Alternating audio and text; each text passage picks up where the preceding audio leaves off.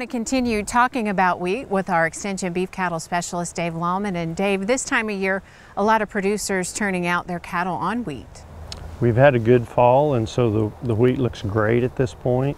And there'd be a lot of people, yes, turning stocker cattle out on wheat to graze, and probably a few cow-calf producers thinking about how to best utilize it this fall and winter as a supplement for their cows. And what are some of the benefits of grazing cattle on wheat during the winter? Well, I mean, from a very broad perspective, there aren't very many places in the country that can put 2 to 3 pounds of gain on a calf in standing forage like we can wheat in Oklahoma and North Texas. So that's a very unique benefit.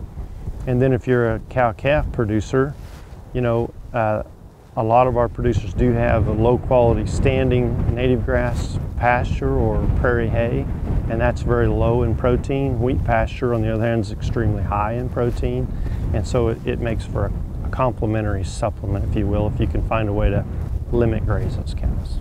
Now, speaking of limit grazing, in this pasture, you and the team have done some research on cattle on wheat. What kind of things have you found? Tell us, give us an update on that study. Sure. We've just this last year completed a limit grazing project where we turned the cows out on the wheat 3 times a week for 4 hours each time. So about 8 a.m. to noon each day. And what we discovered, I guess, is that those cows can and will eat a lot of wheat dry matter during that 4-hour period.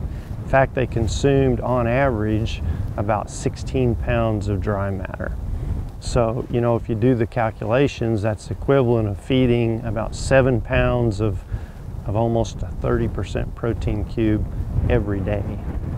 So it's a pretty valuable resource. Those cows came through the winter in a little better shape, body condition, and gained a little bit more weight than the cows that were on standing tall grass forage in a traditional supplement.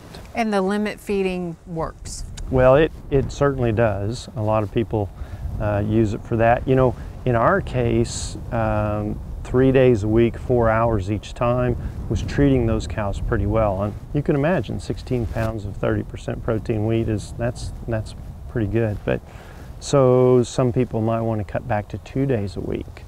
Other people might graze for 1 full day or 2 full days back to back and then take them off of wheat. So 3 days a week is going to be quite a bit, and those cows ought to do well.